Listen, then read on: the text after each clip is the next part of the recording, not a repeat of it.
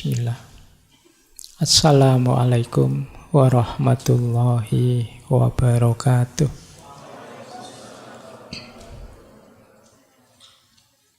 Bismillahirrahmanirrahim. Alhamdulillahi rabbil alamin. Wa bihi nasta'inu ala umurid dunya waddin. Allahumma sholli wa sallim wa barik ala habibina wa syafi'ina sayyidina wa maulana Muhammadin wa ala alihi wa ashabihi wa man tabi'ahum bi ihsanin ila yaumiddin. Amma ba'du. Bismillah, mari kita lanjutkan lagi. Kita istiqomai lagi belajar kita, ngaji kita. Semoga tidak bosan, semoga tidak jenuh. Seandainya bosan dan jenuh, ya diusahakan tidak bosan. Itu yang disebut istiqomah. Istiqomah itu memang berat, tapi buahnya manis. Bahkan kalau dalam tasawuf itu disebut khairum min alfi karomah. Lebih bagus daripada 1000 keramat. Maka kalau ada yang tanya, kenapa sih kok rajin sekali ngaji filsafat ya? Ada tujuan apa sih? Itu saya sering kali ditanya begitu. Jawaban saya biasanya tidak ada tujuan apa-apa. Ya karena ngaji itu baik, maka saya ngaji, itu saja sudah. Terlalu banyak matok tujuan, biasanya lebih mudah nanti kita jatuh pada kekecewaan demi kekecewaan. Karena manusia itu kuasanya ya pada ikhtiar, bukan pada hasil. Sehingga seperti dulu waktu kita belajar stoikisme. Jadi ya kontrol lah yang bisa dikontrol, jangan ikut-ikut ngontrol yang tidak bisa kita kontrol. Kalau kita tidak menguasai hasil, maka ya jangan terlalu banyak memandang harapan, keinginan, tujuan, hasil yang itu nanti mungkin saja tidak terpenuhi. Nah, kalau dalam agama jawaban bahwa kenapa sih kok masih melakukan kebaikan ini padahal tujuannya masih belum jelas, ya karena itu baik. Jawaban seperti ini namanya karena kita ikhlas lillahi ta'ala, bahwa ini baik, kita jalankan, memenuhi keinginannya Allah, memenuhi ridhonya Allah, yang diridhoi Allah. Baik, itu jawabannya ya. Karena saya kadang-kadang agak capek, pertanyaannya selalu begitu. Ada harapan apa dengan ngaji filsafat ini? Ada tujuan apa? Saya tidak pernah mikir sampai ke sana. Tidak tahu kalau teman-teman punya harapan sendiri, ya monggo saja. Tapi kalau tanya ke saya, tidak ada harapan-harapan muluk apa. Mau membentuk generasi yang tidak. Kalau terjadi seperti itu pasti kuasanya Allah.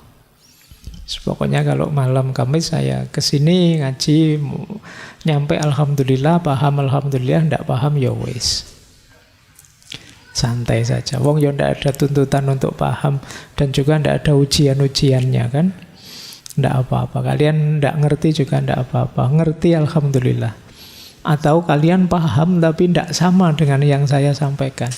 Itu lebih alhamdulillah saya, karena berarti saya menginspirasimu melahirkan pemahaman yang baru, kan gitu. Oke. Ya belajar filsafat itu kan enaknya gitu. Kalau seandainya kita tidak paham, misalnya saya menjelaskan tokoh siapa, terus kamu bilang, "Pak, tokoh itu tidak begitu, Pak, pikirannya." Oh ya berarti ini pikiran yang baru, kan gitu aja. Tidak sama dengan tokohnya, berarti ini gagasan yang baru ini. Yang penting masuk akalmu, jelas, nah berarti itu satu gagasan yang baru. Baik, itu salah satu yang kita sebut algoritmanya ngaji ini ya. Jadi tidak ada tujuan-tujuan filosofi ideal apapun selain bahwa kita ini hidup hanya untuk mampir sinau, mampir belajar sebentar. Baik, bismillah, malam hari ini kita akan melanjutkan tema kita bulan ini, yaitu tentang agama. Malam hari ini kita belajar tentang agama dan media. Ini nanti ada materi-materi tentang media yang mungkin jadi salah satu problem besar di peradaban hari ini. Kan banyak sekarang seminar-seminar, diskusi-diskusi tentang problem yang ditimbulkan oleh media atau sosial media yang membuat kita gelisah. Nah, bagaimana hubungannya dengan wacana agama? Malam hari ini kita bahas itu. Baik, bismillah, disiapkan semua ubur rampenya, diawali dengan doa. Yang sudah ancang-ancang tidur ya doanya berbeda berarti. Ya. Oke, saya awali, bismillah. Media, ini dicari di buku saja ya, banyak. Definisinya media itu apa? Itu nanti di buku-buku banyak. Saya ambil yang paling sederhana saja, ya media itu sarana, hari ini ya, definisi umumnya yang digunakan untuk komunikasi massa. Surat kabar, majalah, periklanan, radio, TV, dan lain sebagainya, internet, dan lain sebagainya, HP, gadget, dan lain sebagainya. Itu yang kita kenal hari ini dengan istilah media. Ya meskipun secara harafiah itu bisa kita artikan media, itu ya perantara. Jadi dia alat yang kita pakai yang ada tujuan memudahkan kita, membantu kita. Misalnya mikrofon ini itu ya media bagi saya untuk menyampaikan gagasan, untuk bicara, biar kalian dengar. Saya membayangkan ngaji ini kalau tidak pakai mikrofon itu kamu puyeng mesti kan. Saya pakai mikrofon ini aja kamu antara dengar dan tidak. Apalagi kalau saya pas setengah-setengah ngantuk itu kan kamu, ini ngomong apa Pak Faiz, nggak nangkep, nggak jelas. Apalagi nggak pakai mikrofon. Nah, berarti ini media bagi saya.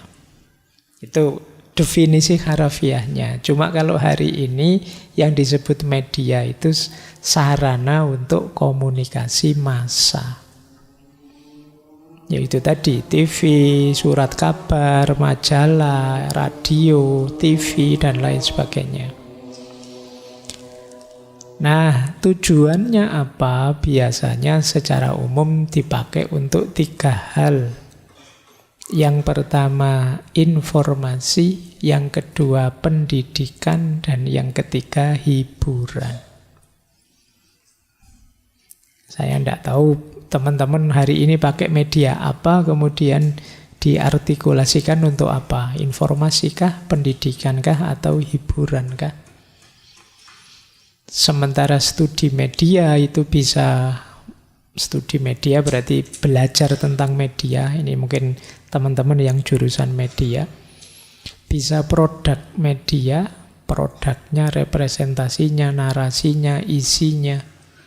Bisa organisasinya. Organisasi media berarti produksinya, distribusinya, pemasarannya, peraturan-peraturannya.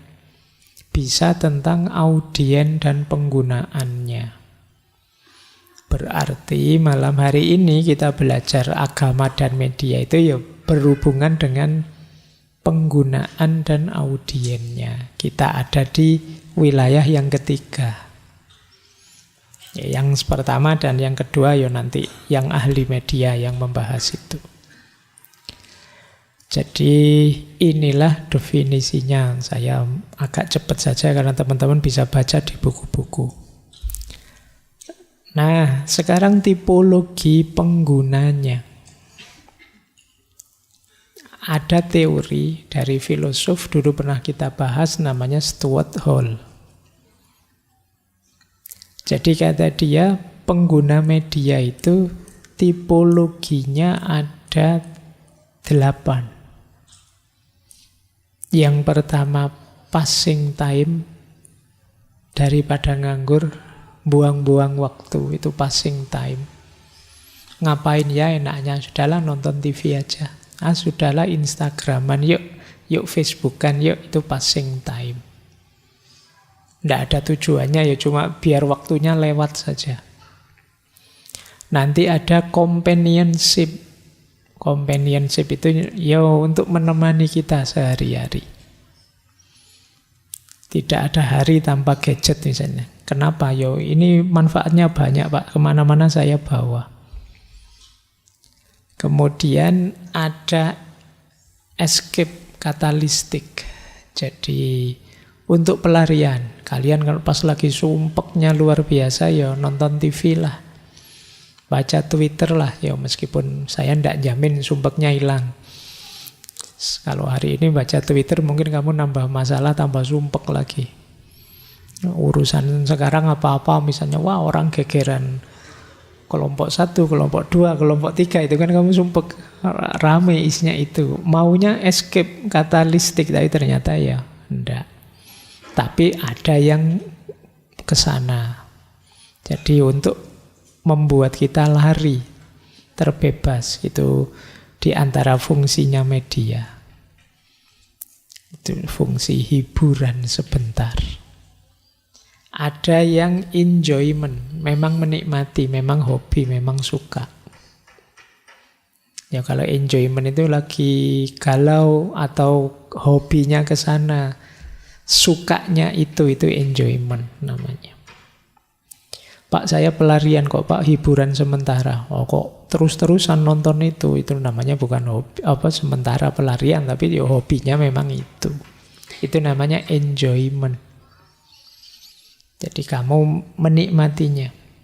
Atau social interaction. Nah, social interaction ini hubungan sosial. Kalau sekarang WhatsApp, Twitter, kemudian Facebook. Kalau zaman dulu mungkin radio dan lain sebagainya. Zaman saya mahasiswa itu masih radio. Nanti nelpon ke penyiarnya, titip salam ya buat ini. Sekarang tidak ada begitu. Kalau dulu ada acara-acara favorit yang kita bisa titip salam. Kalau sekarang kan ngapain titip salam lewat radio, ngirim langsung lewat WA. Nah ini, tapi memang fungsinya itu antara lain social interaction. Untuk berinteraksi dengan orang lain. Yang keenam, relaxation. Untuk relax, santai-santai. Yang ketujuh, dan yang kedelapan ini yang agak serius. Information dan excitement. Information itu nambah ilmu, nambah wawasan, nambah informasi. Excitement itu untuk jadi pendorong kita. Kita jadi tercerahkan, kemudian melakukan hal-hal yang baru dan baik. Itu namanya excitement. Jadi ini tipologi pengguna media. Teman-teman boleh introspeksi ya. Saya termasuk pengguna yang mana? Pak, saya dari 8 itu, saya ada di 6, Pak. 6-6-nya. Kecuali yang 7 dan 8. Ya untuk buang waktu, seneng-seneng, relaxation, enjoyment. Kecuali information dan excitement. Mungkin begitu, tapi silahkan kalian milih. Mungkin ada yang kombinasi 3 dan 5, Pak. Saya 7 dan 1, monggo saja. Ini untuk evaluasi kalian. Paling tidak nanti kita bisa ngukur, ternyata hidupku sebagian besar ada di dunia media. Yuk kita lanjutkan. Pengaruhnya. Meskipun tadi sebagian besar semacam santai, menikmati dan hiburan, ternyata pengaruhnya media besar. Ada pengaruh kognitif, ada pengaruh afektif, afektif, ada pengaruh behavioral. Apa yang kamu dengarkan, apa yang kamu lihat, apa yang kamu ikuti dari media sosialmu, pelan-pelan akan membentuk dirimu. Baik secara kognitif, afektif, maupun behavioral. Jadi, ya seperti kemarin loh, misalnya kalian terbiasa mendengarkan yang horor-horor misalnya. Oh, itu kan membentuk dirimu, mindsetmu, jadi nanti jalan-jalan di mana gelap sedikit. Wah, rasanya kok merinding ya, Pak. Nah, itu behaviormu terbentuk dari apa yang kamu ikuti, kamu dengar. Terbiasa mengikuti perdebatan politik, oh nanti ada apa-apa diarahkan ke politik. Ada orang ngangkat jari, dilihat ini jarinya 1 apa 2. Itu jarinya. Nah, itu pikiranmu ke politik terus. Nah, jadi jangan dikira meskipun hanya santai-santai untuk menghabiskan waktu saja tidak berpengaruh padamu. Pasti ada pengaruhnya. Itu makanya ya kamu juga harus mulai ngukur, mulai hati-hati. Ada efek kognitif. Efek kognitif itu ya sifatnya informatif saja. Informasi apa yang kamu inputkan dalam kepalamu dari media massa. Tentang apa saja. Sifatnya informatif. Kemudian ada efek afektif. Afeksi itu efek rasa. Ketika kalian mendengarkan atau mengikuti, membaca, melihat media massa, yang kamu rasakan apa?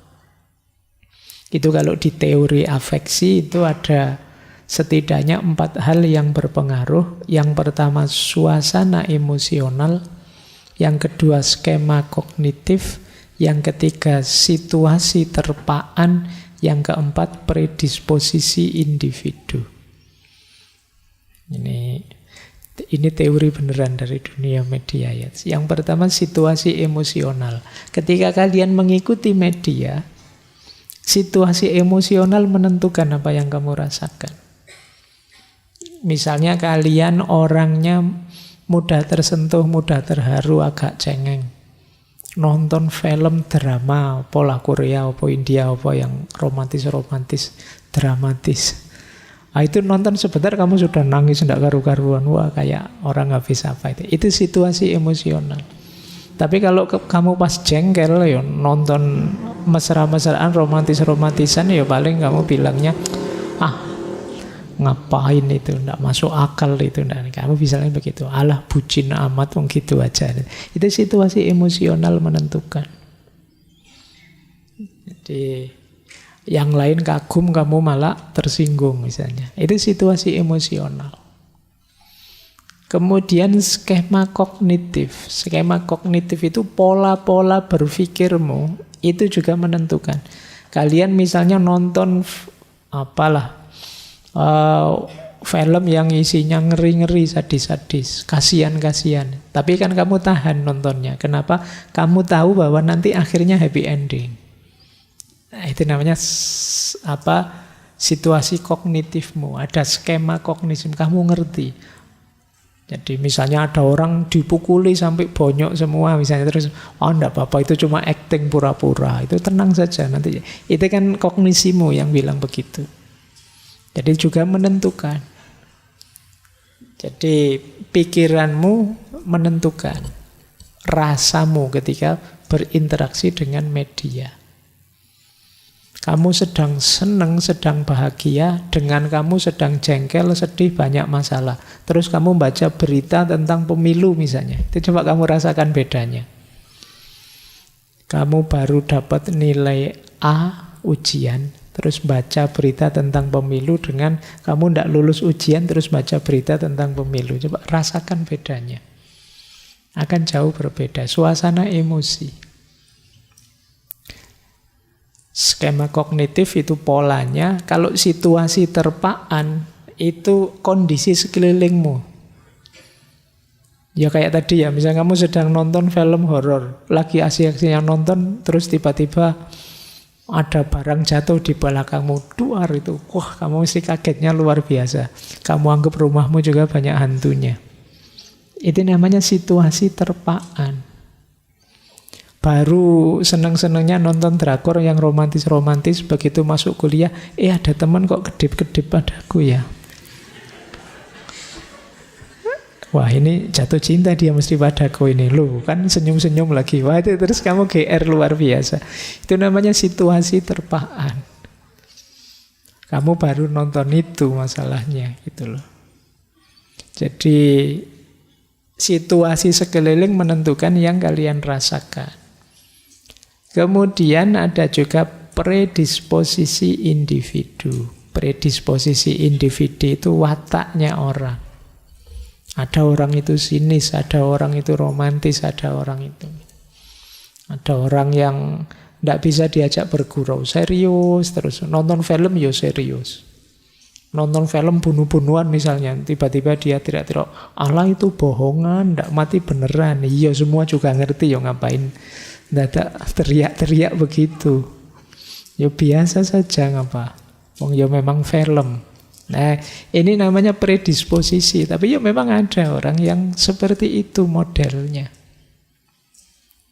Tidak masuk akal itu. Masa ada orang bisa terbang? Ya tidak apa-apa, ya semua juga tahu wong itu fiksi.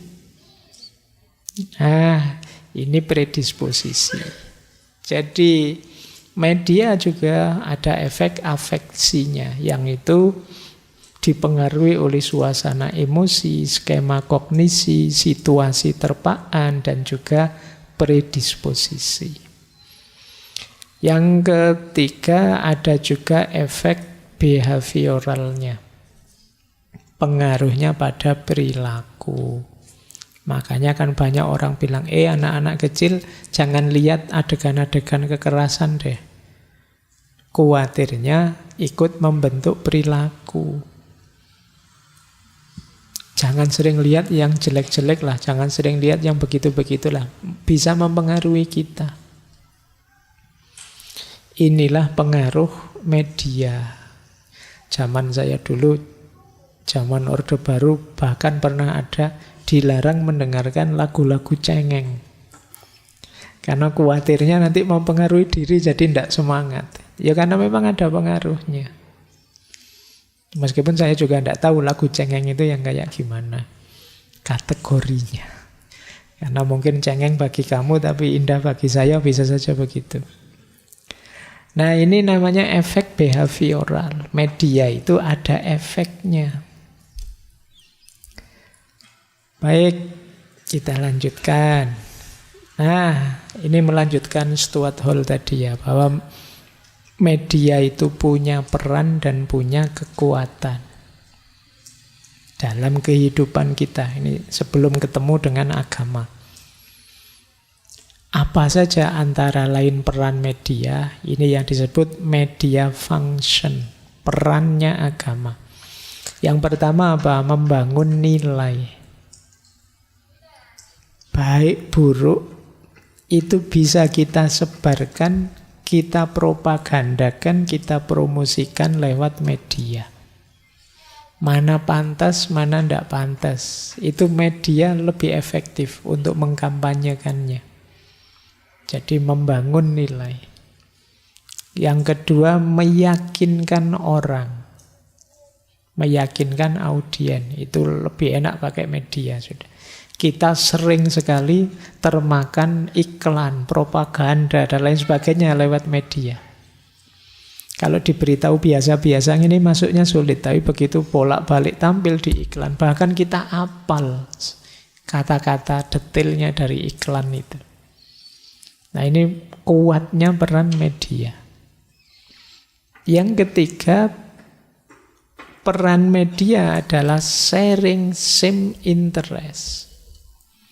Melahirkan berkumpulnya orang-orang dengan minat yang sama. Nanti melahirkan namanya budaya populer. Kadang-kadang membuat hegemoni. Hegemoni itu mendominasi. Gaya ini, gaya itu kan kadang-kadang mendominasi. Sekarang trennya apa ya? Sekarang musimnya apa ya? Nah, itu bisa melahirkan budaya-budaya populer. Apa yang ada di media. Selain peran, media juga punya power. Jadi kalau tadi namanya media function, membangun nilai, meyakinkan audiens, sharing same interest, nanti ada media power. Media power itu kekuatannya media. Kekuatan media apa? Mengarahkan perhatian publik. Kita itu sering tidak sadar loh, disetir oleh media. Seolah-olah ini loh masalah yang penting. Ini loh masalah yang luar biasa. Dipilihkan oleh media. Padahal mungkin ada banyak hal yang lebih penting.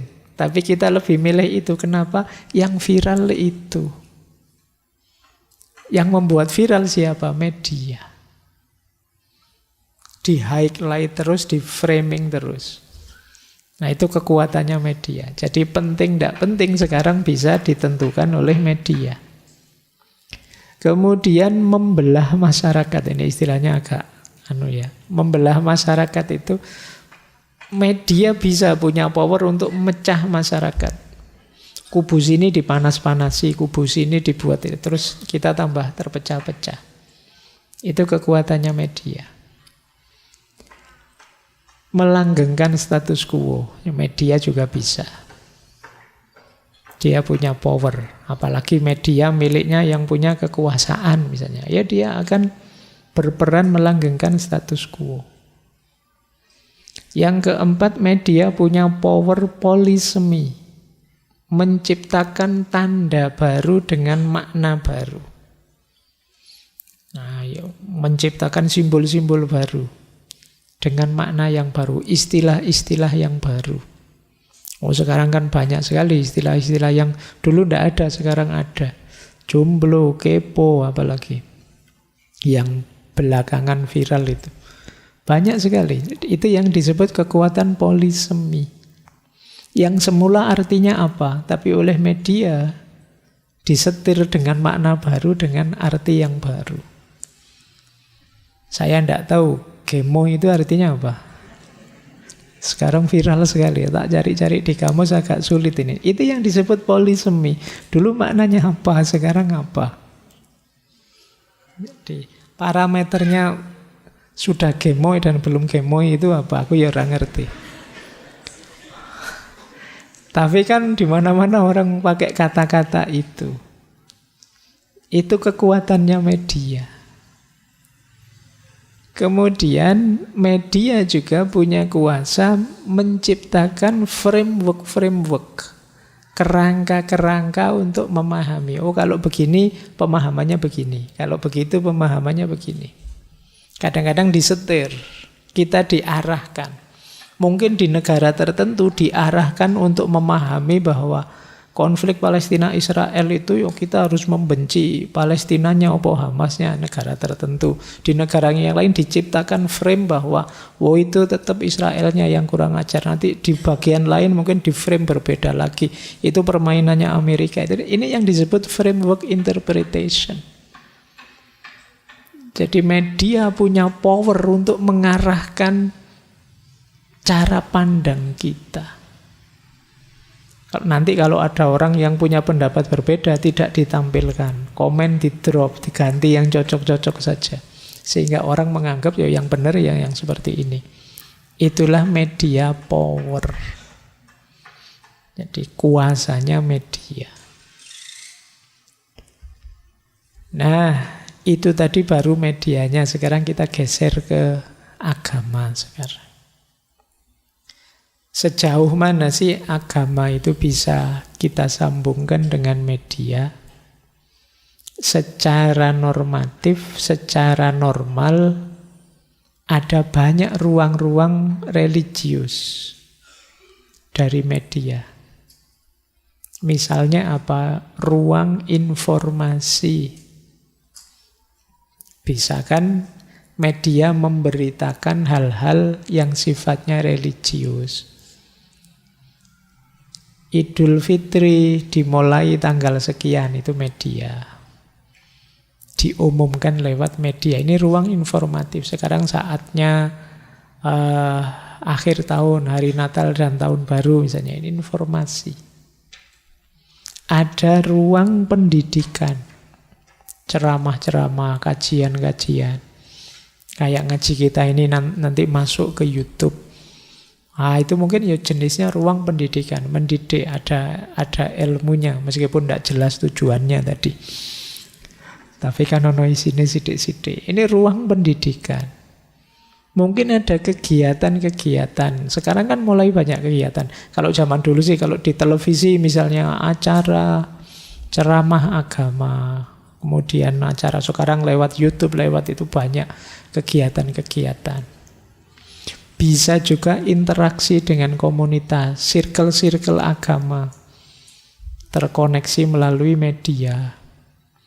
Di HP saya banyak sekali komunitas-komunitas yang basisnya agama. Organisasi ini, organisasi itu, lembaga ini, lembaga itu. Bahkan saya ada grup khataman 30 juz, ada grup sholawatan, ada grup. Ini kan media yang dimanfaatkan untuk berinteraksi. Kegiatan keagamaan sekaligus interaksi komunitas. Nanti saling mengabarkan innalillahi, terus semuanya pakai copy paste innalillahi, innalillahi, innalillahi. Itu kan kita berinteraksi. Administrasi kelembagaan juga begitu. Mengelola, kita punya lembaga, kemudian kita bikin medsosnya, kita bikin ruang di media untuk lembaga kita, untuk berinteraksi, mengatur, menata, dan lain sebagainya. Termasuk yang terakhir, komodifikasi. Jadi media jadi jalan bagi agama untuk melakukan komodifikasi. Komodifikasi dalam tanda petik ya, mencari nilai ekonomi dari agama, mencari adsense dari ceramah, misalnya, itu namanya komodifikasi. Sejenis ruang agama yang bernuansa ekonomi. Nah, ini ruang-ruang dari agama dalam media. Bisa informatif, bisa pendidikan, bisa kegiatan, interaksi, administrasi, komodifikasi, dan lain sebagainya. Motifnya sekarang. Secara umum ada teori begini. Orang menggunakan media yang berhubungan dengan agama. Yang pertama, justru untuk melepaskan diri dari ikatan-ikatan agama. Yang kedua, untuk memperkuat religiositas. Jadi, yang pertama tadi, hari ini orang mengenal fenomena namanya transhumanisme atau posthumanisme. Ketika manusia ingin melepaskan diri dari berbagai belenggu dan kelemahannya, sisi kemanusiaan, sisi spiritual yang dianggap membelenggu, ingin dia lampaui dengan teknologi media. Jadi yang dulu kita mungkin lemah, sekarang bisa diatasi oleh teknologi, oleh media. Dulu kita pernah belajar ini, misalnya ada tokoh Donna Haraway dengan human cyborg. Human cyborg itu jenis transhuman. Kita itu sekarang seperti cyborg. Manusia, setengah mesin. Hidup kita kan separuhnya ada di mesin sekarang. Kita belanja lewat mesin. Kita butuh ini, butuh itu, semua dipenuhi oleh mesin. Hidup kita setengahnya tidak bisa lepas dari mesin. Maka kata Donna Haraway, kita itu seperti cyborg. Lama-lama nanti peran-peran agama mulai terpinggirkan. Dengan hadirnya aneka ragam teknologi. Kita diwakili, kelemahan kita diwakili oleh teknologi. Sekarang kadang-kadang yang lebih sering ngaji kan HP kita daripada kita. Wah, naik mobil selawatan, terus yang selawatan kan ya musiknya, Spotify-nya. orangnya tidak ngapa-ngapain. Sudah cukup diwakili HP-nya, diwakili gadgetnya, untuk sholawatan, untuk ngaji. Manusianya tidak pernah. Alasanmu mendengarkan saja kan sudah pahala, Pak. Kuwi ya alasanmu dok. Padahal HP ini katamu, ini produknya Yahudi loh Pak, ini Israel. Tapi mbok suruh sholawatan terus, mbok suruh ngaji terus. Jangan-jangan ini nanti masuk surga. Lebih dulu dari kalian. Nah, itu gaya pertama. Ketika media menggusur wilayah-wilayah keagamaan. Saya pernah di satu daerah itu, yang adzan juga mesin. Jadi saya pernah salah dengar jam 3 subuh dini hari, tiba-tiba ada suara adzan di masjid. Tak anggap sudah subuh. Maka saya berangkatlah ke masjid itu. Ternyata tidak ada siapa-siapa. Jadi di situ disetel otomatis setiap jam 3 terus hidup, sound systemnya bunyi adzan awal. Tak pikir sudah subuh, ternyata mesinnya saja yang bunyi. Nah ini kan menarik. Ada wilayah-wilayah agama yang kemudian digantikan oleh mesin. Itu gaya pertama. Ada gaya kedua, ya memang teknologi itu kita pakai untuk memperbaiki religiusitas kita. Saya selama ini ngajinya itu jelek Pak, tapi setelah belajar tajwid lewat YouTube sekarang saya bisa. Nah ini teknologinya bermanfaat untuk agama. Saya biasanya itu kalau membaca wirid itu tidak tahan lama Pak, tapi membaca wirid sambil nonton TV bisa lama itu Pak. Jadi ya lumayan lah daripada tidak baca apa-apa ya kan, nonton TV sambil wiridan ya lumayan. Ini gaya kedua. Jadi teknologi yang humanistik meningkatkan kualitas diri kita sebagai manusia. Nah, teman-teman boleh sekarang introspeksi. Mesin-mesin di sekitar kita itu menggantikan peran religius kita atau meningkatkan kualitas religiusitas kita. Coba dicek ya.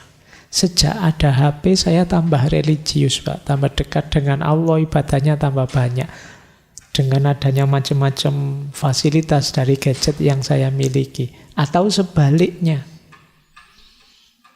Saya sekarang jadi agak males ya Pak, saya tambah pinter sekarang Pak, karena ada gadget, jadi ya saya milih amalan-amalan yang cocok saja, yang sesuai saja dan lain sebagainya. Jadi kualitas ibadahnya tambah turun. Ya kayak tadi, ngajinya digantikan oleh HP, nanti apa-apanya digantikan oleh HP, oleh mesin dan lain sebagainya. Ini dua mode penggunaan media yang berhubungan dengan agama. Lanjut. Nah, ini agak pelan-pelan mikir ini. Kamu sudah ngantuk tak kasih ini. Tidak apa-apa ya. Agama dalam media. Ini istilahnya, ini satu teori hasil penelitian ya. Profilnya agama dalam media. Ada 3 jenis media. Ketika dia membahas atau menampilkan agama. Ada namanya religious media. Religious media itu ya memang agama yang ditampilkan melalui media-media. Ada jenis kedua.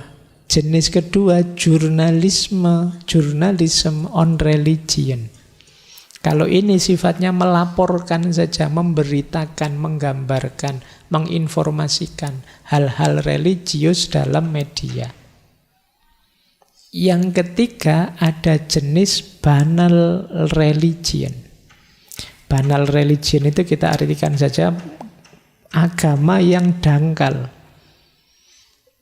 Jadi agama yang dangkal itu ketika media memanfaatkan agama dan isunya dan pernak-perniknya untuk meraih popularitas, meraih viralitas, meraih keuntungan dari agama.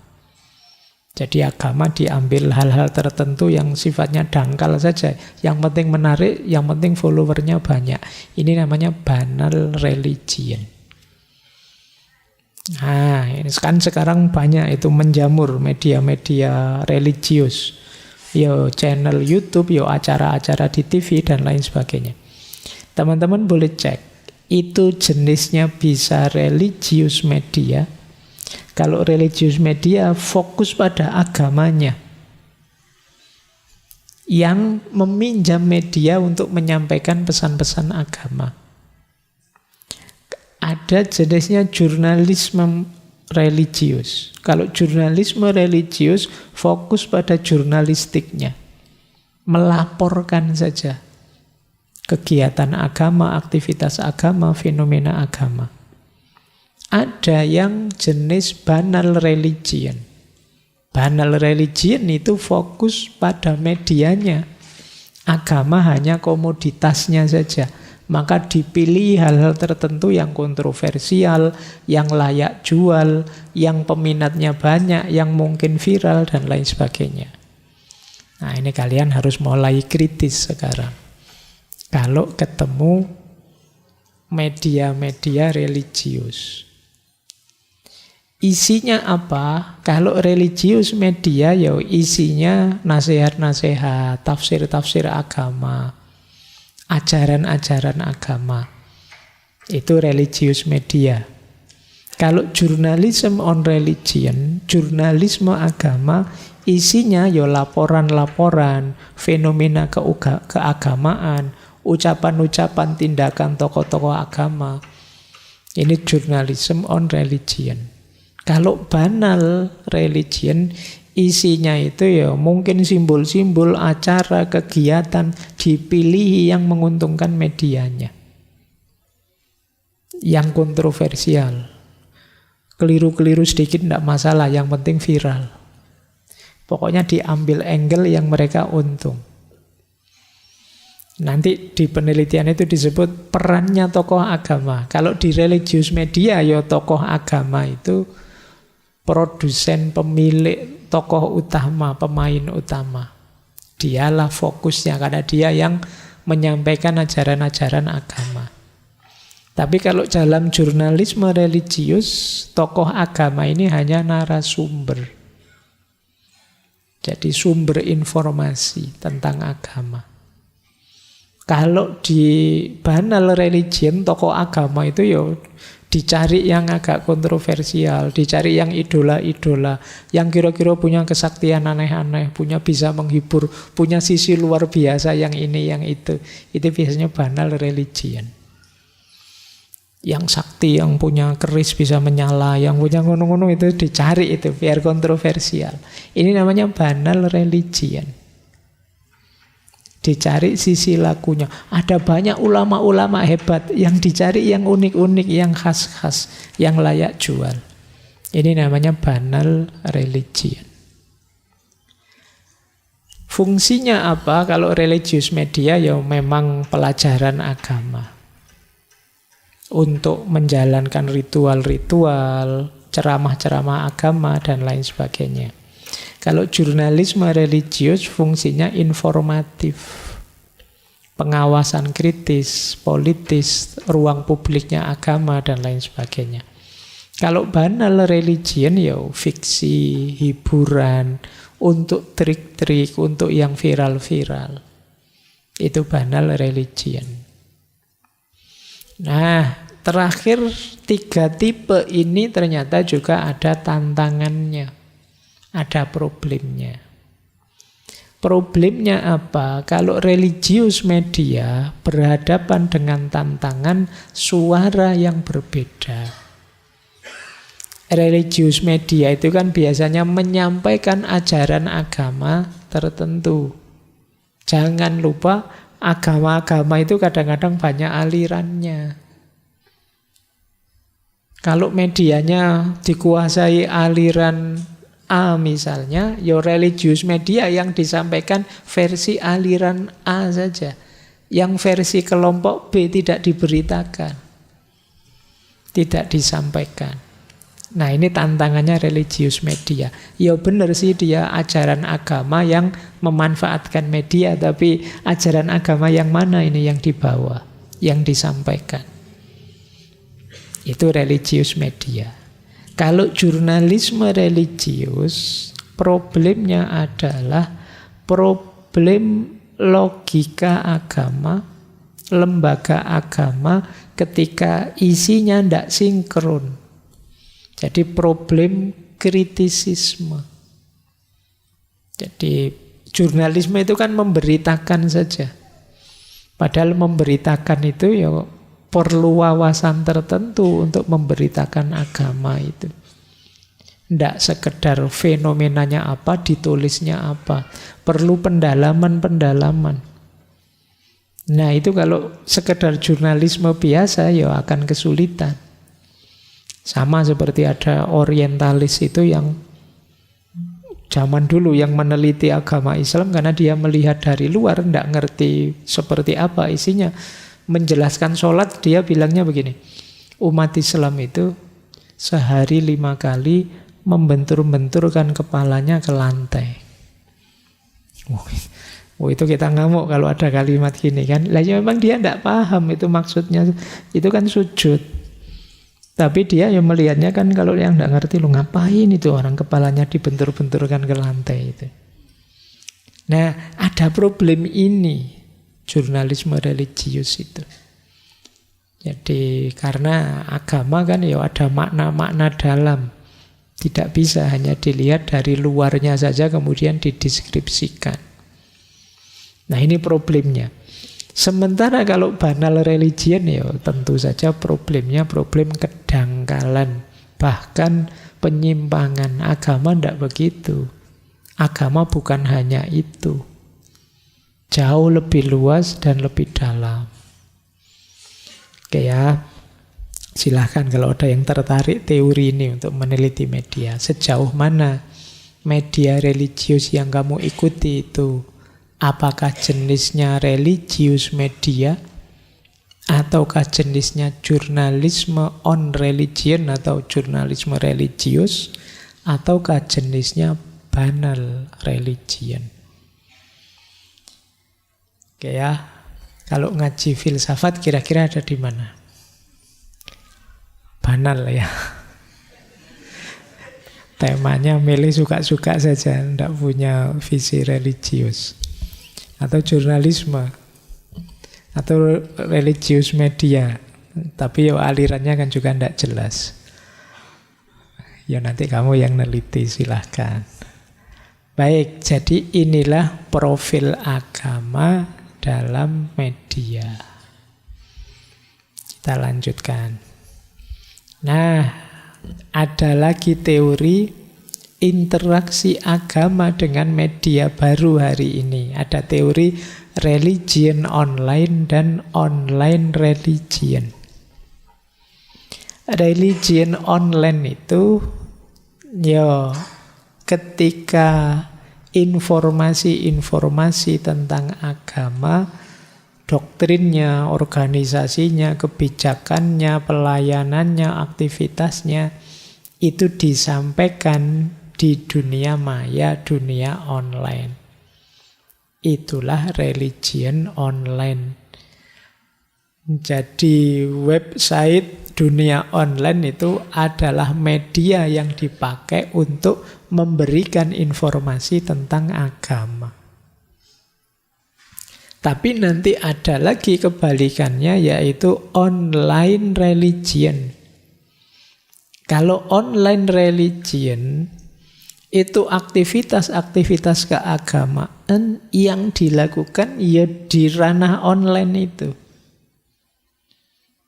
Yuk sholawatan bersama, yuk lewat Zoom misalnya. Ini online religion. Yuk Jumatan online, yuk. Kemarin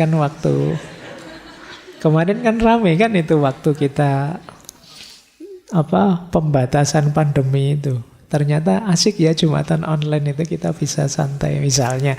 Itu jenis online religion. Jadi aktivitas-aktivitas keagamaan yang memang dilaksanakan secara online. Gitu loh. Ya kayak saya ada grup khataman ngaji itu kan ya pelaksanaannya di rumah tapi kan dilaporkan online. Siapa yang sudah selesai juz 1, juz 2 dicentang. Nanti ada yang ngirimnya ngaco yang sudah terus rame. Itu online religion. Jadi aktivitas-aktivitas keagamaan yang memang dijalankan di dunia maya. Baik, beda dengan religius online. Kalau religius online aktivitasnya konkret, nyata. Tapi informasinya, laporannya, atau rekamannya disampaikan online. Itulah pola interaksi hari ini antara agama dan media. Nah, kalau ngaji filsafat ini religion online apa online religion? Kalau yang live gini mungkin religion online. Atau sebenarnya ya yang YouTube-nya yang on atau yang mana? Atau online Pak tapi bukan religion Pak, wong filsafat misalnya. Tidak ada agama-agamanya mau ngomong filsafat. Nah, ini boleh nanti ya jadi kategori. Yang religion online sejak lama ada, tidak asing. Tapi yang menarik hari ini dunia online religion. Sekarang rame sekali itu online religion. Aktivitas beragama sekarang banyak yang diboyong ke ranah online. Pengajian-pengajian, solawatan-solawatan, dan lain sebagainya itu onlinean sekarang. Baik, ada 2 framework ya malam hari ini. Tadi ada framework religious media, jurnalisme religius, dan banal religion. Sekarang ada framework religion online dan online religion. Oke, kita lanjutkan. Nah, ini ada pandangan yang menarik. Kalau ini pengaruh media baru. Media baru ya belakangan inilah. Era-era yang kita sebut post-truth terhadap agama. Kalau ini efeknya. Menarik, ada banyak efek-efek negatif ternyata. Saya tidak menyebut positifnya ya. Positifnya ya tadi ada kemudahan-kemudahan informasi, ada kemudahan-kemudahan interaksi, ada kemudahan dalam pendidikan dan lain sebagainya. Ini pengaruh media yang positif. Di depan sudah dijelaskan. Sekarang kita lihat yang negatif. Ada situasi hari ini, orang menyebutnya situasi post-truth, antara lain orang lebih mendahulukan media komunikasi dibandingkan makna komunikasi. Makanya hari ini orang menyebut matinya makna. Matinya makna itu maksudnya apa? Ada ribuan kata-kata, ribuan kalimat kita lontarkan tiap hari ke media-media yang kita miliki, tapi tidak ada 10%-nya yang punya makna serius. Hampir semuanya tidak terlalu bermakna. Itu orang menyebut hari ini matinya makna. Semuanya sebagian besar omong kosong saja. Tidak ada gunanya. Nah, ini era matinya makna. Bahkan banyak orang sudah ngomong ini, ngomong itu. Rasa-rasanya dalam sekali yang dia share. Begitu ditanya, ini maksudnya apa? Saya juga tidak paham, saya cuma nge-share kok. Kan sekarang banyak yang begitu. Itu yang disebut matinya makna. Banyak yang kadang-kadang ngaji tidak bisa, tapi share-sharannya isinya Al-Quran, ayat sekian, menyatakan bla bla bla bla. Orang lebih mendahulukan eksistensi kehadirannya daripada makna kehadirannya. Orang takut dianggap tidak ada kalau tidak tampil, kalau tidak eksis di media-media baru ini. Nah, yang pertama ini efeknya besar untuk agama. Akhirnya apa? Agama sering mengalami pendangkalan. Jadi orang yang tidak ngerti agama, tidak paham agama, ya pokoknya biar kelihatan bahwa saya ini ngerti agama dalam ilmunya, terus asal posting, asal share. Padahal tidak ngerti konteksnya. Tidak ngerti arah dan orientasinya. Saya kemarin ada yang cerita ke saya, ada loh Pak di YouTube itu yang menafsirkan surat Al-Qari'ah. Saya tidak tahu yang di mana itu. Yang dimaknai Al-Qari'ah itu bukan kiamat. Tapi Al-Qari'ah itu Qari'ah, qari perempuan.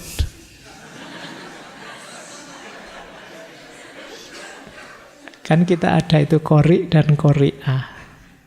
Nah, ada banyak lagi mirip kayak gitu yang isinya lucu-lucu. Itu yang membuat agama mengalami pendangkalan sekarang. Orang mungkin hanya mentransmisikan, mengulang saja kata-kata ustadznya, kiainya, ulamanya, tapi dia tidak ngerti konteks dan makolnya apa yang dia katakan, ya dia mentransfer saja.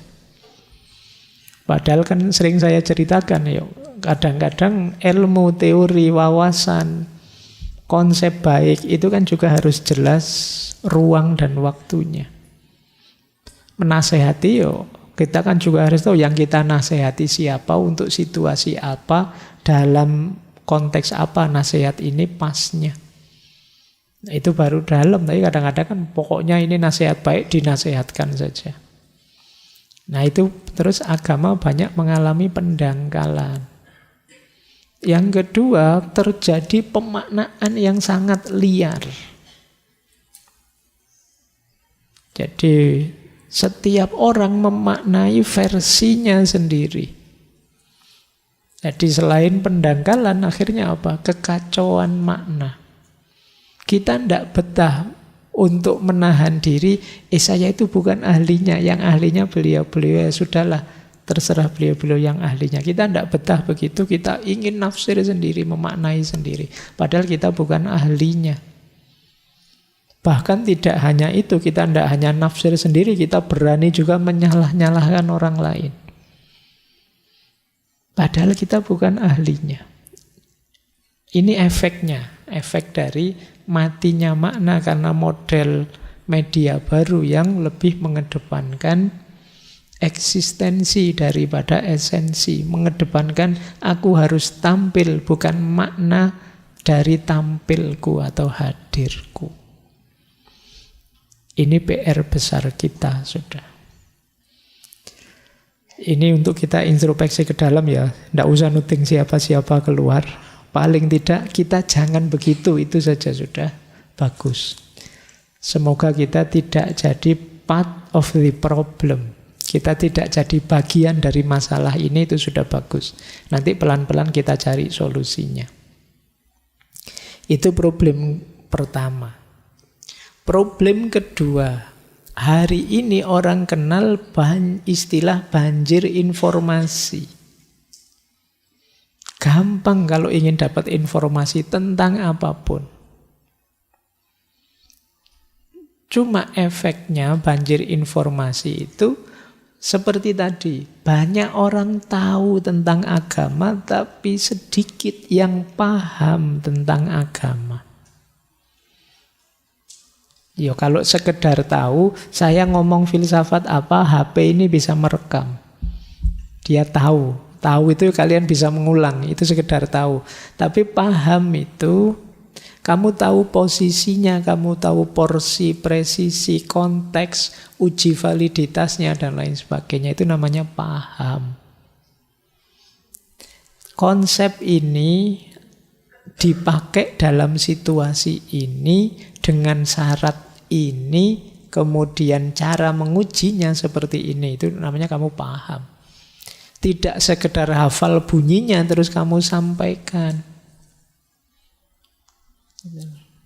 Jadi yo termasuk memahami ajaran agama. konsep agama yang ini itu untuk situasi ini loh. Dalam era ketika damai, kemudian bla bla bla bla, itu ngerti situasinya. Nah, kalau konsep yang ini dalam situasi perang. Jadi kita memang harus agak keras karena ini memang perang. Kalau perang lemah lembut ya selesai kita misalnya. Loh, ini ngerti konteksnya. Jadi setiap perkataan itu ada konteksnya. Ya, jadi ini masalah dari banjir informasi. Orang kemudian tidak ngerti posisi informasi, level informasi, syarat informasi, validitas informasi, dan lain sebagainya. Pokoknya dapat informasi berarti benar. Gitu dong. Dan ini bahaya. Baik, yang ketiga, hari ini adalah situasi total transparansi. Tidak ada lagi yang rahasia, semuanya terbuka, kelihatan. Ruang privat hari ini lenyap. Semua ruang jadi publik, apalagi di dunia digital, dunia media. Tidak bisa lagi sembunyi-sembunyi. Ada banyak, dulu ada kontroversi kartun dari Denmark, pelecehan gereja Katolik, pelecehan seksual. Itu kan berita yang ingin ditutup-tutupi mungkin, tapi tetap terbongkar. Kenapa sulit sekarang kita menciptakan ruang privat? Ada istilah total transparansi. Tidak bisa kita bilang, ini kan ceramah di komunitas saya sendiri. Ya. Tapi ya tetap terbuka untuk semua orang pada akhirnya. Dunianya memang polanya total transparansi. Ruang publiknya sangat terbuka. Sementara agama itu kan sebenarnya modenya mode privat. Keintiman kita, kedekatan kita dengan Allah. Tapi sekarang sudah terbuka semua. Ya kadang-kadang kan kita lagi sholat dipoto terus diposting, atau jangan-jangan kita sendiri naruh kamera di depan terus biar kelihatan. Kayak ngaji ini nanti ada yang selfie 4, 5, 6 kali sudah sampai di depan, berangkat ngaji nih, trik. Terus nanti masuk ke sini, sudah sampai masjid nih, trik. Nah, saya masuk masjid, ustadznya datang nih, cerit. Terus saya duduk di sini, dimulai ngajinya, cerit.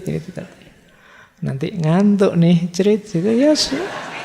Orang semua tahu detik per detik apa yang kita lakukan. Siapa yang bongkar? Kita sendiri. Bahkan kopinya seperti apa sekarang di masjid ini seluruh Indonesia sudah tahu. Itu total transparansi. Jadi kita itu seperti orang yang detik per detik diawasi terus oleh siapa saja. Bukan karena apa-apa, kita sendiri yang mengekspos diri kita pada siapa saja. Itu kalau dalam teori persilatan itu, kita itu mudah kalah. Karena musuh kita tahu A sampai Z-nya tentang kita. Musuh yang sulit ditaklukkan itu kan yang agak misterius. Ini orang ini kayak gimana ya? Itu sulit dikalahkan. Tapi kalau orang ngerti 100% tentang kita mudah kalah. Nah, agama juga begitu. Keintiman, keasikan religius kita jadi terganggu dengan model total transparansi ini. Ajaran-ajaran agama banyak yang melarang kita riak, melarang kita pamer, iri, melarang kita sombong, dan lain sebagainya. Tapi media-media baru ini kadang-kadang mendorong kita ke sana. Iya, manfaatnya banyak seperti saya bilang tadi, tapi ini ada sedikit beberapa ekses negatifnya.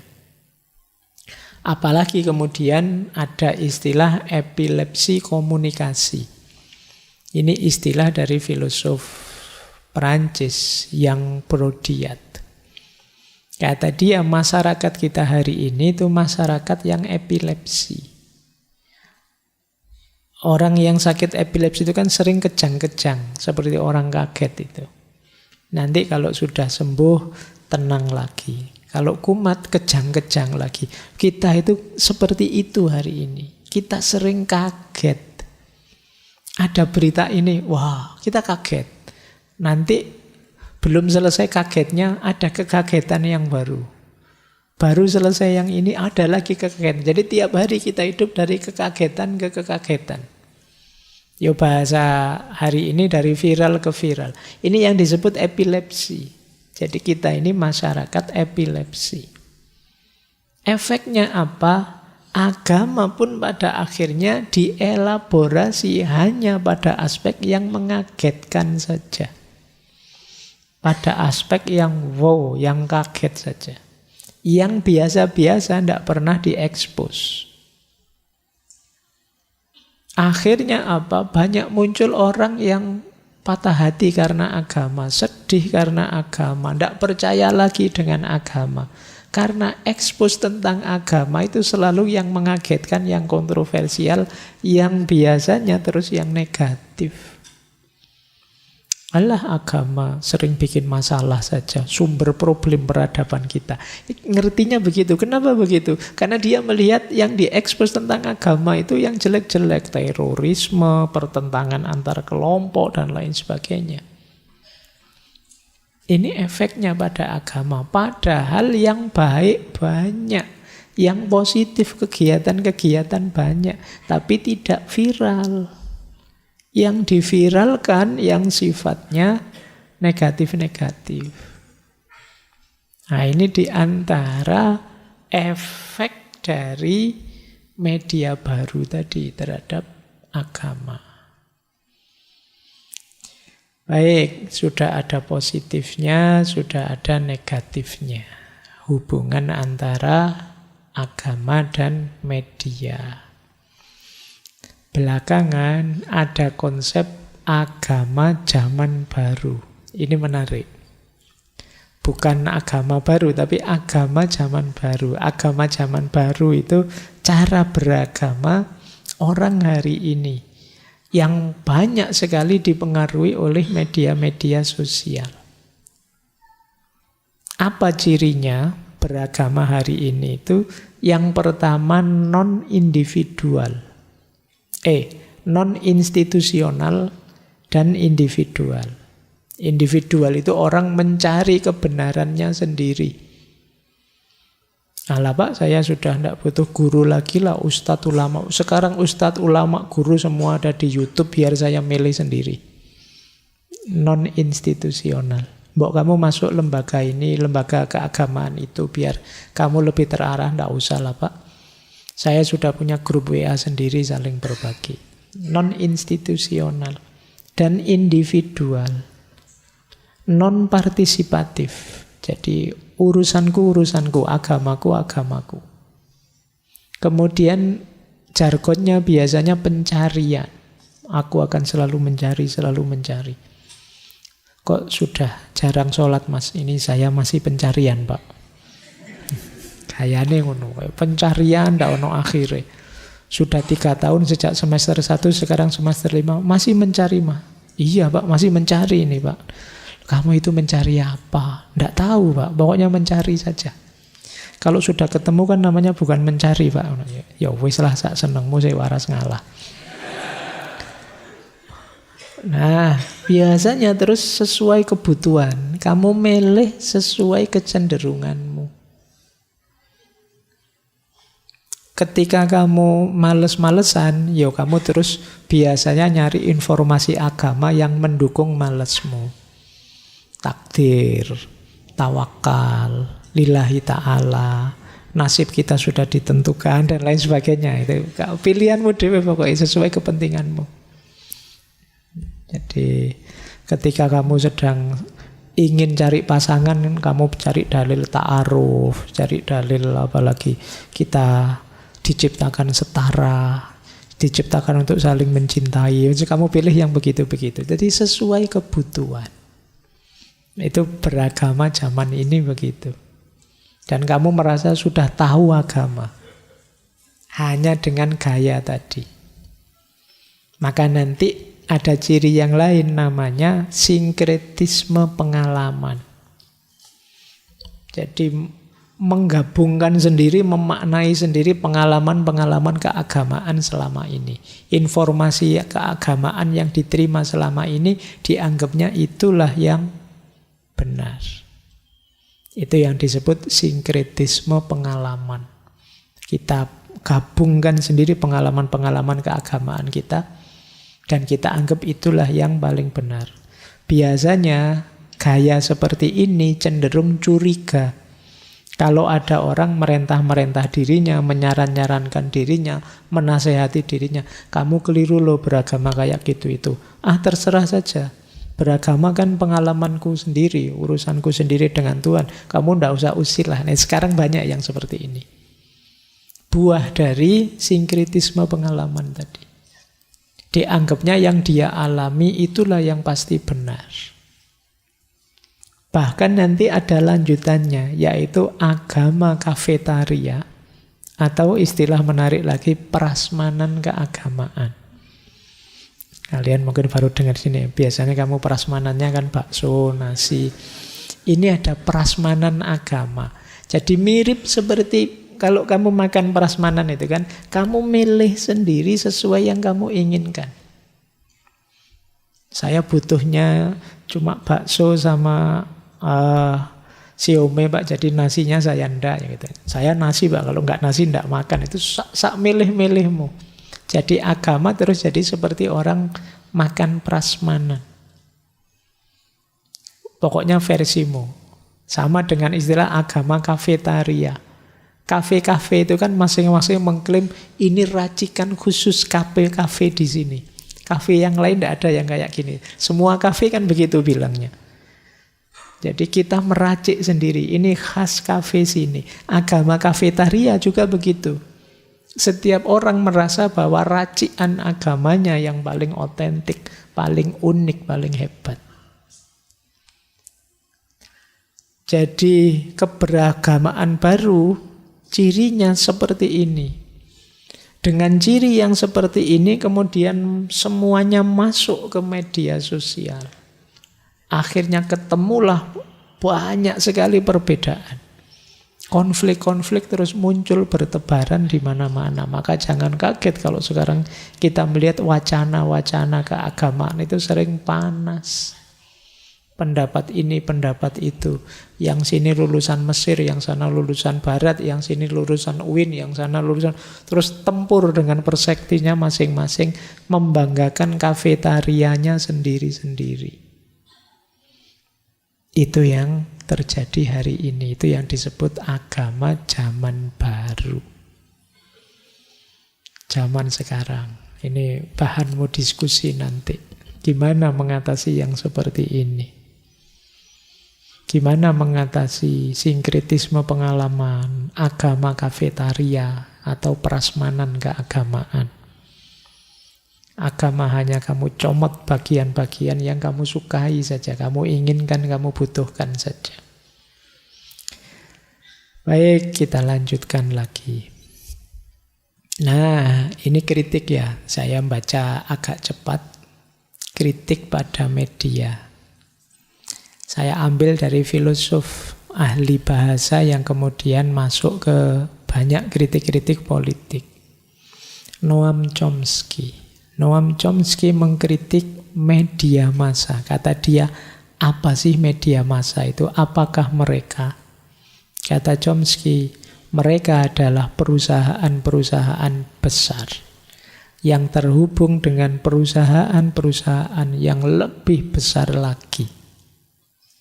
Mereka menjual audiennya ke bisnis lain, yaitu pengiklan.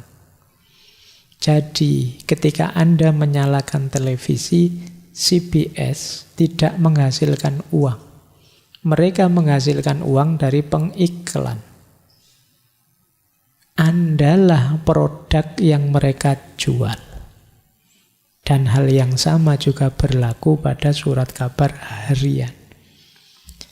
Media itu kan hidupnya dari iklan. Iklan itu dia masang kalau viewernya banyak, subscribernya banyak.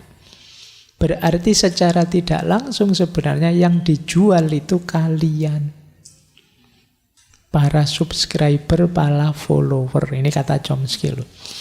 Jadi bisnis ini menjual kalian, para konsumennya. Mereka adalah korporasi-korporasi besar yang menjual khalayak, menjual konsumen, dan juga pelaku-pelaku usaha lainnya. Loh, gambaran dunia seperti apa yang Anda harapkan dari mereka? Kita kan sering mbok media itu yang begini loh, yang meningkatkan kualitas masyarakat loh, yang kata Chomsky, bagaimana bisa wong mereka ini seperti ini polanya. Mereka butuh kita untuk dapat iklan dan dapat income. Nah, ini kritik ya, kamu boleh setuju, boleh tidak. Ada lagi dari Malcolm X. Dia mengkritik juga, jika Anda tidak hati-hati, surat kabar akan membuat Anda membenci orang-orang yang tertindas dan mencintai orang-orang yang melakukan penindasan. Zaman dulu masih surat kabar, mungkin sekarang juga berita-berita di Instagram, YouTube, di Facebook, di Google, dan lain sebagainya. Berarti kita harus hati-hati, jangan ditelan saja informasi yang ada. Jangan mentang-mentang informasinya cocok dengan keinginanmu, terus kamu anggap pasti benar. Kuatirnya engkau membenci orang yang tertindas dan sebaliknya mencintai para penindas.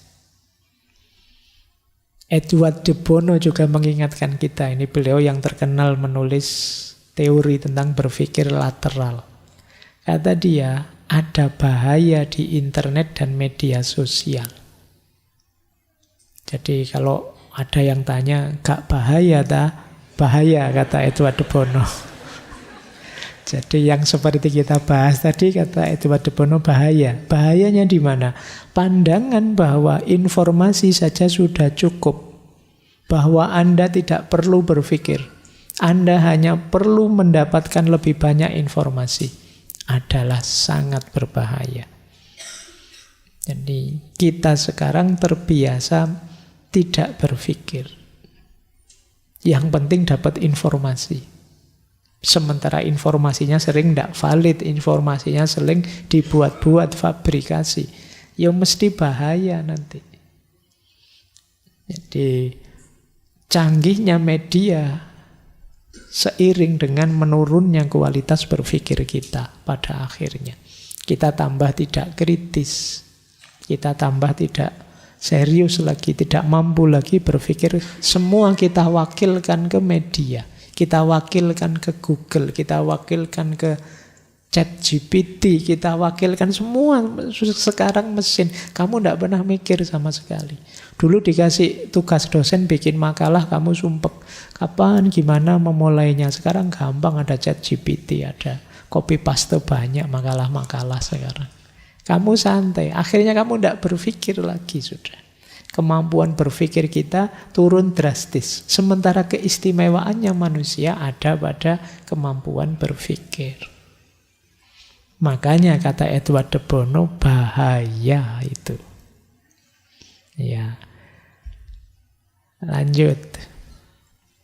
Ada lagi menarik kalimatnya Zach Enner. Zach Enner ini komedian, tapi beliau juga penulis. Kata dia, apa yang saya tidak suka dengan cara media menggambarkan agama adalah bahwa mereka sepertinya mempersenjatai agama dan menggunakannya sebagai alat untuk memecah belah masyarakat.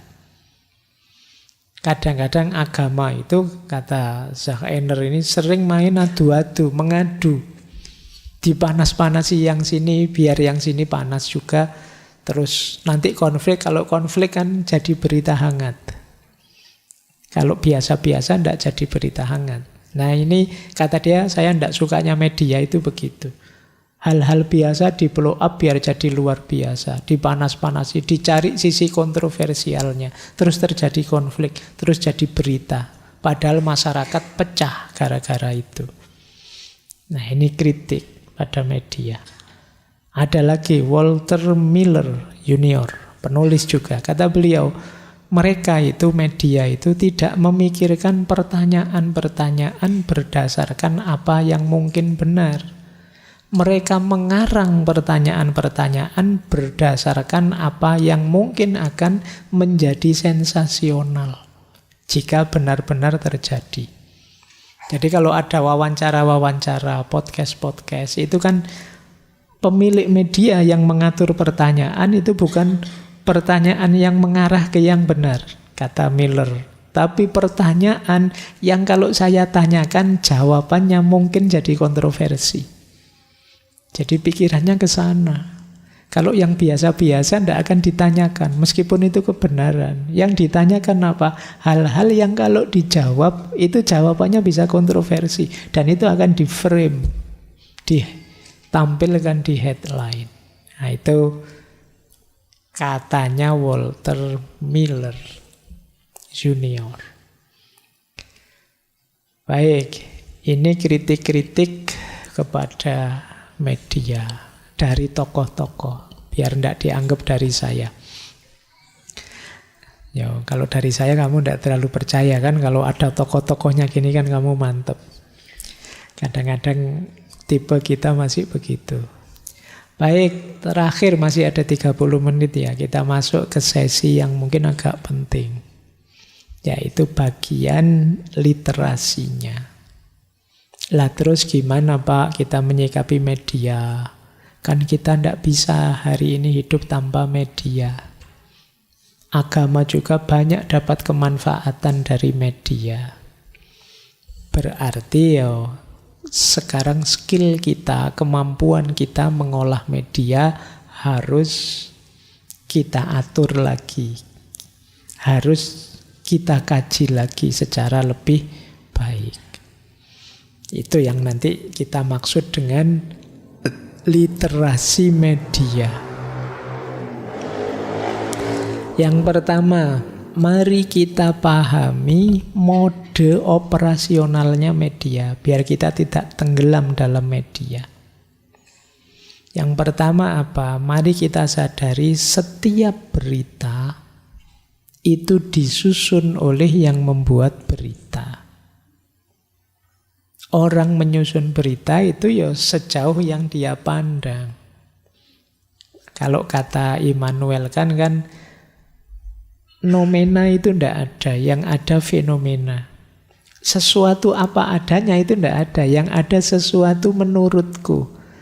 Saya melihat kacamata ini, begitu saya lihat, saya pahami, ya kacamata menurutku sudah. Meskipun saya bilang, saya cerita apa adanya ya. Tapi apa adanya itu ya apa adanya menurutku.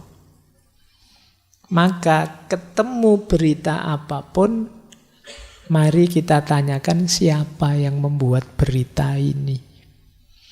Biar kita tahu persis maksud dan arahnya. Nah, yang pertama ini biar kita tidak tenggelam. Yang kedua, setiap berita yang disampaikan pasti ada misinya. Ada bagian yang ingin ditonjolkan. Maka tanyalah misinya apa berita ini. Yang ingin ditonjolkan apa sih? Oh, ternyata kalimat panjang lebar ini tujuannya mendukung tokoh ini toh. Ah, itu kan ada misinya kelihatan. Kamu garis bawahi ini. Oh, tujuannya ini. Dari orang ini dengan tujuan ini. Yang ketiga, pahami setiap berita, informasi dari media itu selalu sifatnya sudut pandang. Sudut pandang itu HP ini mungkin dari kacamata efektivitas kecanggihan dia sangat canggih. Tapi dari aspek pengaruhnya untuk generasi muda dari sisi moral mungkin ada negatifnya. Tapi dari aspek kemajuan satu negara mungkin ini jadi simbol macam-macam aspek.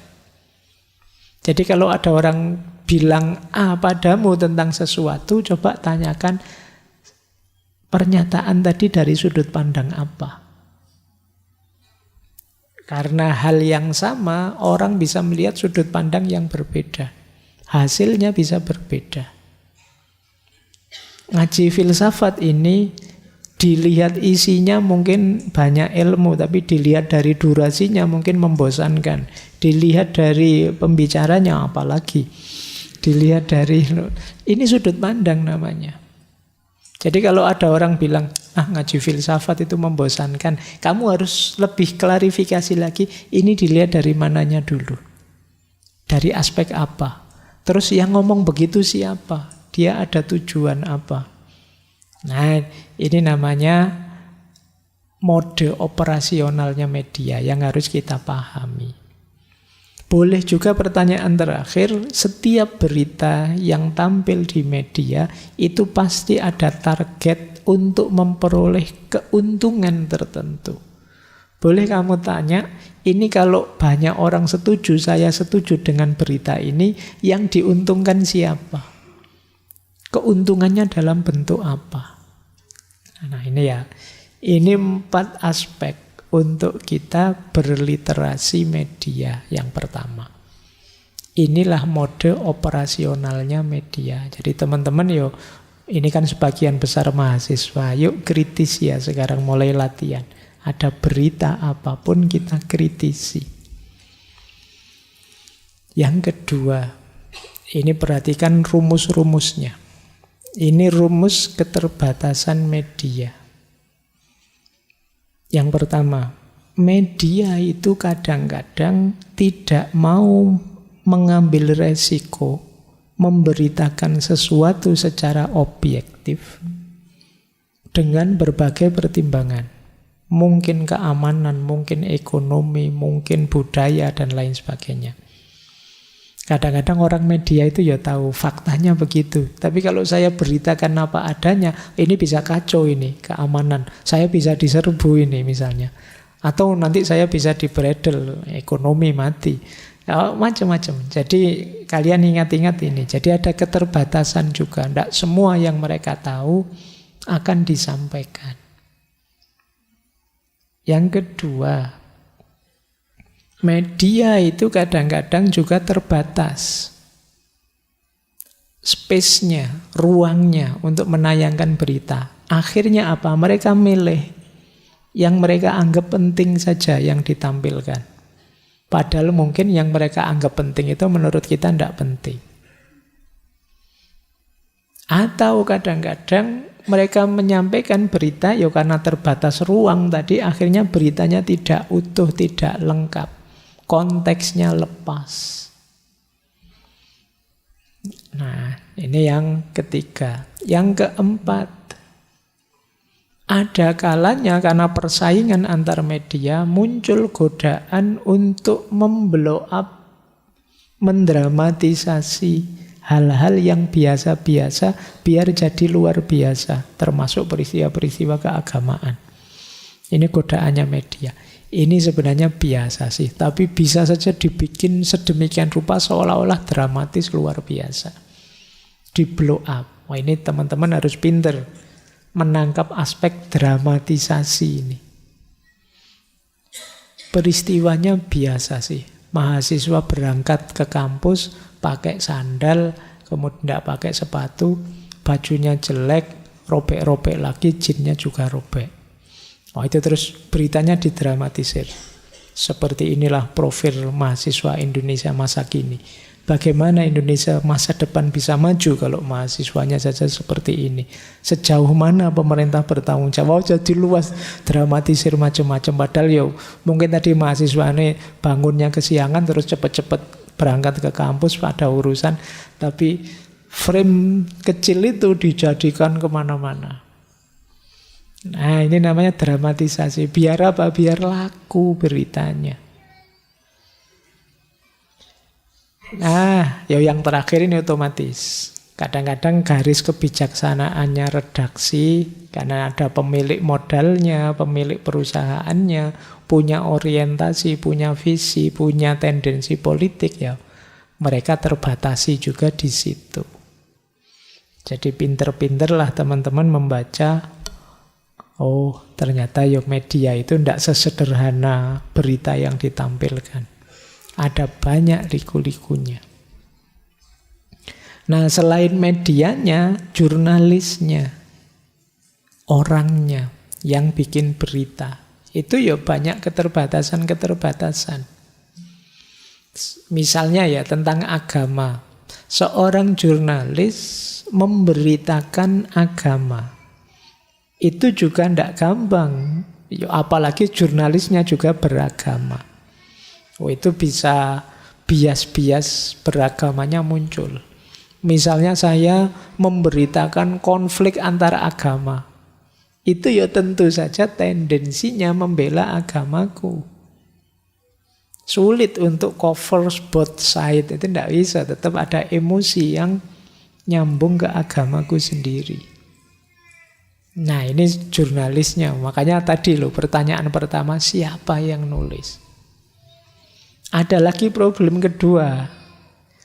Pengetahuan agama itu kan tidak sederhana. Kalau jurnalisnya tidak ahli agama, bisa saja dia salah paham, salah tangkap, salah menjelaskan tentang fenomena keagamaan. Nah, ini juga sering jadi masalah. Kadang-kadang ya demi dramatisasi berita biar viral, biar laku beritanya, jurnalis ini melakukan improve, trik-trik. Misalnya ngasih label, ngasih vonis-vonis. Ini aliran sesat, ini kelompok sempalan, ini para kafir, ini orang murtad. Karena kayak gini kan bisa jadi masalah. Nah, apalagi kalau jurnalisnya tidak rajin, tidak tekun, tidak kritis. Ya, selesai, kita dapat informasi yang kabur, yang sepihak, yang hanya gosip, yang sepotong-sepotong dan menyesatkan. Inilah problem keterbatasan seorang jurnalis. Penting kita sadari ya untuk berliterasi media. Biar kita tidak ditelan oleh gelombang media baru yang hari ini kita sebut post-truth. Terakhir, ini sebenarnya tema-tema besar dan panjang. Saya menyebutnya asumsi. Silahkan kalau ada teman-teman tertarik untuk meneliti atau mengkaji beberapa asumsi ini. Saya tulis di situ beberapa asumsi yang bisa iya, bisa juga tidak. Ini harus dibahas panjang. Kalau saya bahas sekarang masing-masing berarti itu ada 1, 2, 3, 4, 5, 6 isu. Kalau satu isu 2 jaman berarti kita nambah ngaji lagi 12 jam. Sampai besok siang ngajinya ya. Isu yang pertama apa yang bisa iya bisa tidak? Ada asumsi begini. Ketika masyarakat itu tambah modern, tambah sekuler, liputan media tentang agama itu biasanya menurun dan terpinggirkan. Ini bisa iya bisa tidak. Jadi hari ini kan kita menyebut kita ini ya modern, tapi berita tentang agama ya masih gencar saja, masih banyak saja. Sering dipolitisasi, komodifikasi, dan lain sebagainya. Jadi kalau ada yang menganggap bahwa ketika masyarakat tambah modern, tambah sekuler, sekuler itu kan ya agama, urusan agama, dunia, urusan dunia, liputan media pada agama menurun. Nah, itu bisa iya, bisa tidak. Yang kedua, ada yang berasumsi karena kepentingan dan prioritas keuntungan komersial, media itu hanya tertarik pada yang buruk-buruk dan yang kontroversi saja pada agama. Apa iya begitu? Nanti kalian teliti ya. Apa iya sih berita-berita tentang agama itu selalu hanya yang buruk-buruk dan yang kontroversial? Ini bisa iya, bisa tidak. Yang ketiga, pemberitaan media tentang agama itu sering tidak adil dan tidak akurat. Karena para profesional media itu orang-orang sekuler yang tidak ngerti agama. Ini bisa iya, bisa tidak. Kemudian ada pandangan agama diposisikan, direpresentasikan, dikonstruksi sebagai kepentingan minoritas oleh media. Ini juga bisa iya, bisa tidak. Terus, agama hari ini semakin dimediasi oleh institusi media yang sekuler dan otonom dan dibentuk berdasarkan logika seperti itu. Jadi agama itu semakin dangkal, semakin sekuler karena medianya juga media sekuler. Apa iya begitu? Itu bisa iya, bisa tidak. Contohnya bisa kemana-mana. Terakhir, sekarang ada isu media pun jadi seperti agama. Sederhananya, ritual-ritual hidup kita yang berhubungan dengan media hari ini mirip dengan ritual-ritual keagamaan. Kita sholat 5 kali sehari. Kita lihat WA berapa kali sehari. Kita ngaji Instagram berapa menit dibandingkan ngaji Al-Quran. Kita bangun tidur, membaca doa bangun tidur atau ngecek WA yang masuk. Yang kita cari duluan itu Quran mau ngaji apa? Ya, macam-macam. Jadi sekarang media itu jadi kayak agama. Kita tidak ngaji seminggu santai saja, tapi ketinggalan HP di rumah setengah hari, rasanya kayak berbulan-bulan kita seperti dikejar-kejar harus segera pulang. Nah, ada pandangan begitu, media hari ini jadi seperti agama. Itu bisa iya, bisa tidak juga. Nah, ini yang bisa iya, bisa tidak. Sebenarnya ini bagian dari literasi media. Coba teman-teman kalau ada waktu, pilih salah satu kamu bahas, kamu kaji, kamu urai. Semoga nanti bisa ketemu pastinya. Harusnya ya apa tidak. Kemungkinan di daerah tertentu ya, tapi di wilayah yang berbeda tidak. Nah, maka kalian boleh melakukan riset-riset lapangan untuk membuktikan hal ini. Masih ada 10 menit ya. Ini dulu pernah saya sampaikan waktu bahas Gandhi. Ini untuk penjaga gawang. Jadi kita ketemu media, kata Gandhi, ayo hindari teknologi. Kalau efeknya begini, efeknya 5 hal ini, mari kita kurangi kalau bisa kita hindari. Yang pertama apa? Menyenangkan bagi kamu, bagi kita, tapi menyusahkan yang lain.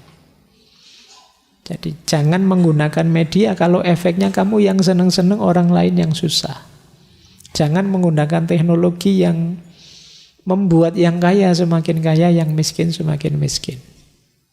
Kalau begitu situasinya dievaluasi lagi.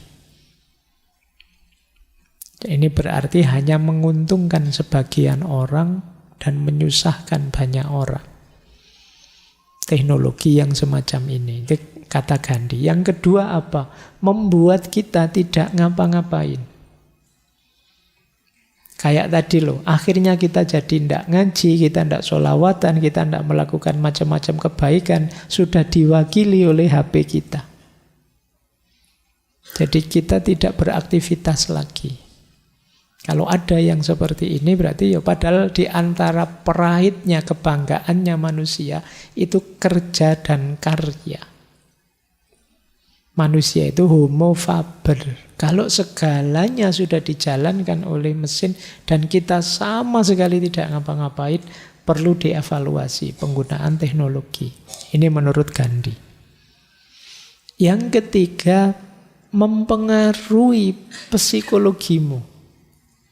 Semula kamu itu anak baik, penyabar, tenang. Sekarang jadi ngamuan.